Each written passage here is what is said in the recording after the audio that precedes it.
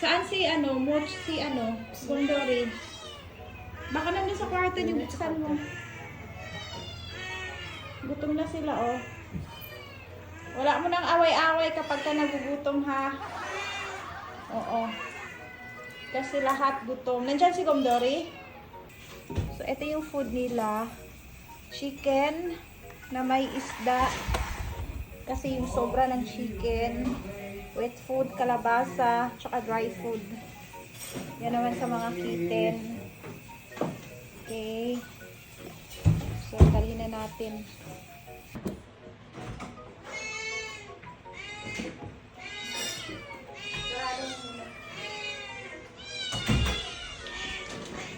Aragoy!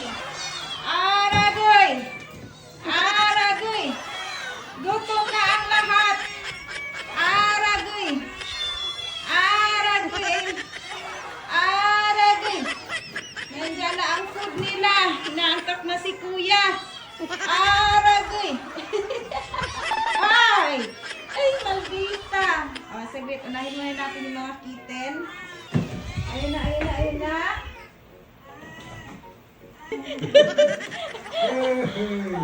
Ba't mo sila niloloko, Kuya? Kawawa, oh, wait lang. Ayun na! Ang sarap ng smell! Ang bango-bango! Oh, wait! Wait mo na! Nandito na!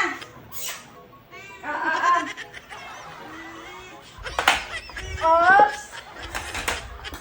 Sisi! Sisi!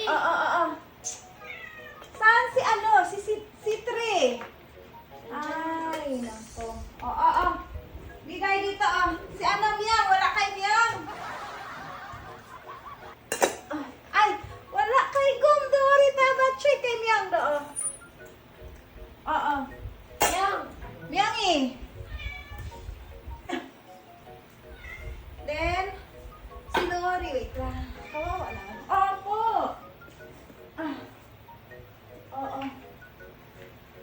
Dyan ka. O, takpan ha. Medyo bilisan kumain.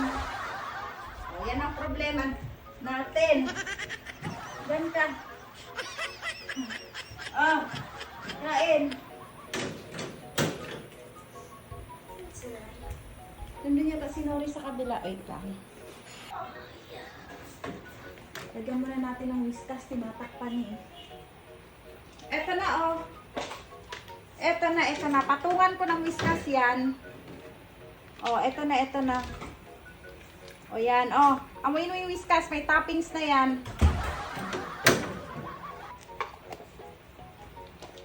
Kailangan talaga kasi maamoy niya yung toppings ng whiskas.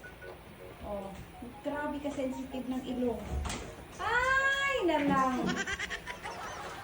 Takpan mo, bahala ka sa buhay mo. Sige, bahala ka.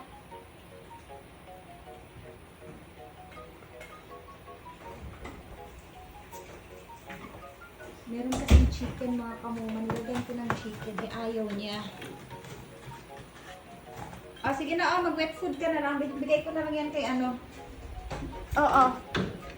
Palitan natin. Yowo, sa'yo na lang, Yowo.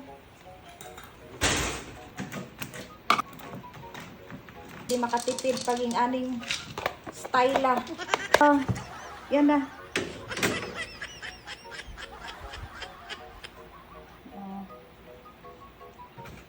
Ano na naman ang problema mo dyan?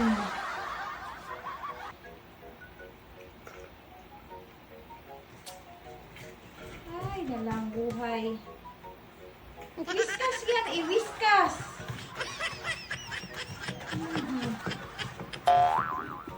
Wala tayong magawa pag ganyan ang gusto mo. Wala na lang dito. Ay, nalang. Hayaan na muna natin. At least, nandiyan siya ngayon sa cage. Kakainin din naman niya yan mamaya pagkagutom.